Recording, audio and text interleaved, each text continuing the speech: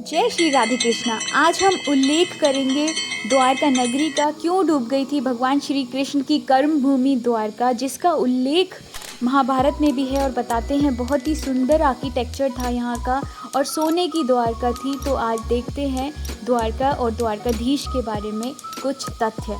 तो द्वारका जो है गोमती नदी के पास स्थित है। भगवान जी की कर्म भूमि भी बोला जाता है और द्वारकाधीश मंदिर को जगत मंदिर बोला जाता है, जिसको भगवान श्री कृष्ण के पर पोते वज्रनभा ने बनाया था। मंदिर में 2 द्वार हैं, मोक्ष द्वार एंड स्वर्ग द्वार। भगवान श्री कृष्ण की मूर्ति की आंखें अध खुली हैं, जिसके पीछे भी एक लेजेंड है, एक कहानी है। बताते हैं 15वीं शताब्दी में जब बहुत हमले होने लगे थे हमारे मंदिरों पर, तब सावित्री नाम के एक कुएं में पंडितों ने भगवान श्री कृष्ण की मूर्ति को छुपा दिया था। और कुछ टाइम बाद एक ब्राह्मण को सपना आया कि एक पर्टिकुलर समय पे, एक निर्धारित समय पे आप मूर्ति बाहर निकालना। पर पंडित से सब्र नहीं हुआ और उन्होंने समय से पहले मूर्ति निकाल ली। देखा गया कि उसके बाद भगवान की जो आंखें हैं वो पूरी नहीं खुली, अध खुली है। ऐसे ही भगवान जी के मंदिर के ऊपर जो झंडा लहरा रहा है, झंडे की लंबाई करीब 50 फीट होती है और इतनी मान्यता है झंडा चढ़ाने की कि 2-2 साल की वेटिंग रहती है। झंडे के ऊपर सूरज और चांद बनाया गया है, जिसका ये मान्यता है कि जब तक सूरज चांद रहेगा द्वारकाधीश का नाम रहेगा। रुक्मणी जी जो कि कृष्ण जी की पत्नी है, उनका कोई भी कक्ष नहीं है द्वारकाधीश मंदिर के अंदर। रुक्मणी टेम्पल 2 किलोमीटर दूर है द्वारकाधीश मंदिर से और इसके पीछे दुर्वासा ऋषि द्वारा दिया हुआ श्राप है। एक बार दुर्वासा ऋषि को रुक्मणी और श्री कृष्ण ने अपने घर आमंत्रित किया। दुर्वासा ऋषि ने एक शर्त रखी कि मैं तभी जाऊंगा जब आप दोनों मेरा जो रथ है उसको खुद खींच कर ले जाएंगे। कृष्ण और रुक्मणी जी ने इस बात को स्वीकार लिया और रथ खींचने लगे। कुछ देर बाद रुक्मणी जी को प्यास लगी और उन्होंने श्री कृष्ण को कहा। इसके बाद श्री कृष्ण ने अपने अंगूठे से ज़मीन में छेद करके गंगा जी निकाली और रुक्मणी ने पानी पी लिया। दुर्वासा ऋषि इस चीज़ से बहुत नाराज़ हो गए कि उनको पूछा नहीं खाने के लिए, पानी के लिए, और पहले ही पी लिया। और उन्होंने दोनों को श्राप दे दिया कि अब 12 साल तक दोनों अलग रहेंगे। और दूसरा श्राप था कि जो द्वारका नगरी है उसका पानी खारा हो जाएगा, ना तो पीने लायक रहेगा ना खेती के लायक। आज भी दुर्वासा ऋषि के श्राप का असर वहाँ पर देखा जाता है। आइए अब आपको ले चलते हैं मंदिर के अंदर, जहाँ पे श्री कृष्ण की मूर्ति बहुत ही सुंदर है, मन को भवाने वाली है और श्री कृष्ण राजा के रूप में यहाँ रहते हैं। और आप जब अंदर जाते हैं तो आप बिल्कुल पीसफुल महसूस करते हैं। मंदिर को बनाया गया था भगवान श्री कृष्ण के परपोते द्वारा। श्री कृष्ण के बेटे थे प्रद्युमान, प्रद्युमान के बेटे अनिरुद्ध, अनिरुद्ध के बेटे वज्रनभा, जिन्होंने इस मंदिर का निर्माण किया। मंदिर में कई कक्ष हैं और मंदिर 4 धाम और सप्तपुरी में से एक है।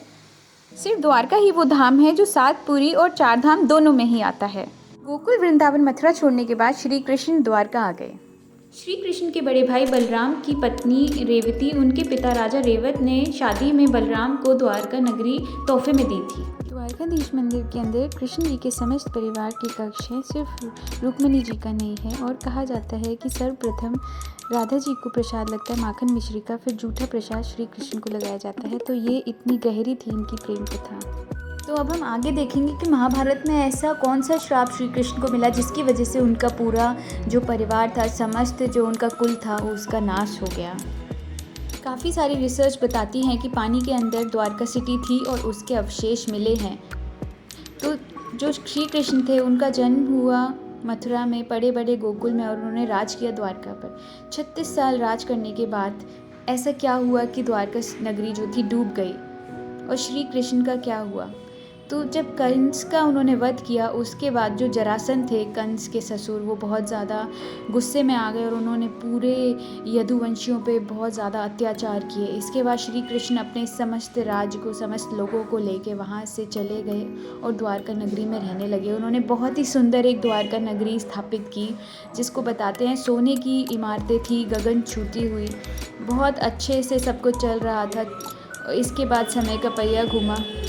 तो जिस भव्य नगरी की श्री कृष्ण ने खुद स्थापना की थी, वो पानी में क्यों डूब गई? इससे संबंधित 2 कथाएं हैं, जिसका वर्णन महाभारत, विष्णु पुराण, स्कंद पुराण में है। तो पहली कथा के अनुसार जब गांधारी को पता चला संजय से कि उसके पुत्र महाभारत में मारे गए हैं और श्री कृष्ण ने पांडवों का साथ दिया है, तो वो तिलबिला उठी और उन्होंने श्री कृष्ण को श्राप दिया कि जिस प्रकार मेरे कुल का नाश हुआ है वैसे ही तुम्हारे वंशज का भी एकदम नाश हो जाएगा। गांधारी ने श्राप देते हुए कहा कि तुम्हारे द्वारा बसाया हुआ शहर पानी में डूब जाएगा। और दूसरी कथा के अनुसार एक बार की बात है, ऋषि विश्वामित्र और नारायण द्वारका शहर भ्रमण पर निकले। जब श्री कृष्ण और जामवती के पुत्र साम को इस बारे में पता चला तो उन्होंने सोचा कुछ छल करते हैं ऋषियों के साथ। तो उन्होंने स्त्री का रूप धारण किया और ऋषि के सामने पहुंच गए और उनसे पूछा, बताइए मेरे गर्भ में क्या है, पुत्र है या पुत्री है। जब ऋषि ने ध्यान लगाया तो उनको पता चला ये स्त्री नहीं बल्कि कृष्ण के पुत्र साम है। तो वो बहुत क्रोधित हो गए और उन्होंने श्राप दिया कि तुम्हारे शरीर से एक ऐसा अस्त्र पैदा होगा जो कि सारे यदुवंशियों का नाश कर देगा। इसके बाद साम के शरीर से एक ऐसा अस्त्र पैदा हुआ जिसके एक वार से ही किसी का भी अंत हो सकता था और यही कारण बना यदुवंशियों के अंत का। जब इस बात की खबर ऋषियों ने श्री कृष्ण को दी तो श्री कृष्ण ने कहा कि आपके द्वारा दिए हुए शब्द ज़रूर सच होंगे। और ऐसा ही हुआ। साम के शरीर से एक अस्त्र पैदा हुआ जिसके कारण सारे ही यदुवंशियों का अंत हो गया। जब राजा अग्रसेन को इसके बारे में पता चला तो उन्होंने उस अस्त्र को पानी में बहा दिया। लेकिन उसके बाद से द्वारका नगरी में अशुभ घटनाएं घटने लगी और वहाँ के लोग काफ़ी परेशान होने लगे। वहाँ चूहे की संख्या बढ़ गई, बीमार रहने लगे वहाँ के लोग और जानवर और पक्षी भी काफ़ी बीमार रहने लगे। और वहाँ दूसरी ओर श्री कृष्ण के पुत्र और यदुवंशियों के बीच में झगड़ा छिड़ गया और सारे आपस में लड़ने लगे और अस्त्र से सभी ने एक दूसरे का वध कर दिया और श्री कृष्ण के पुत्र और सभी लोग इसमें मारे गए। और ये असर था जो ऋषियों ने उनको श्राप दिया था उसका। तो इस प्रकार श्री कृष्ण के सारे वंशज का सर्वनाश हो गया। इसके बाद श्री कृष्ण ने तारुकी को संदेश दिया कि वो सारी खबर अर्जुन को जाके बताएं। श्री कृष्ण ने अपने पिता को भी सारी खबर बताई जिनको बहुत दुख हुआ, जिससे वासुदेव को बहुत दुख हुआ। उधर बलराम श्री कृष्ण के बड़े भाई ने अपने शरीर को त्याग दिया।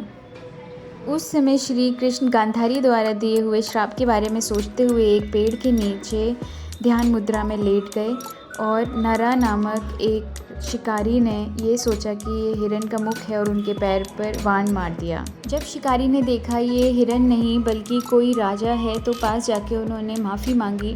तब श्री कृष्ण ने कहा ये जो भी हुआ है मेरी ही मर्ज़ी से हुआ है और उस जगह पर श्री कृष्ण ने अपने मानव अवतार को त्याग दिया। उसी जगह पर आज सोमनाथ में भलका तीर्थ बना हुआ है। इसके बाद वासुदेव ने भी अपने प्राण त्याग दिया। अर्जुन ने उनका अंतिम संस्कार किया और सारे जितने भी लोग वहाँ पे बचे हुए थे सबको लेकर वो हस्तिनापुर वापस आ गए।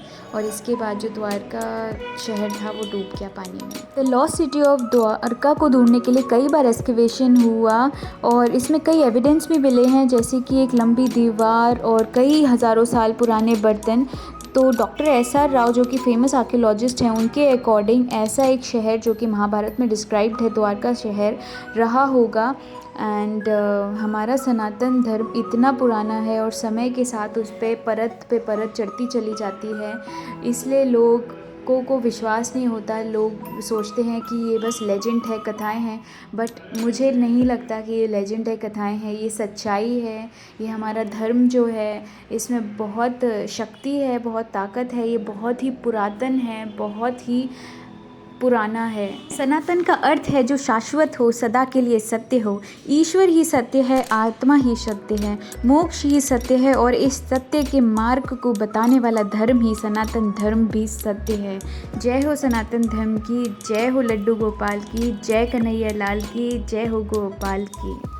So Dr. S.R. Rao says that description found in the text are not to be discarded as fancy stories but are to be treated as based on logic and reasoning.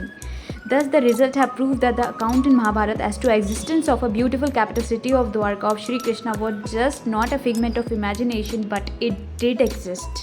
I suggest that you come here once in your life and feel the divine power that exists here, which makes your mind feel so peaceful and calm. It's a beautiful place and you feel the divinity everywhere in the air. The mandir is closed between 1 to 5 p.m. because it is nap time for God and God is considered like a living being here.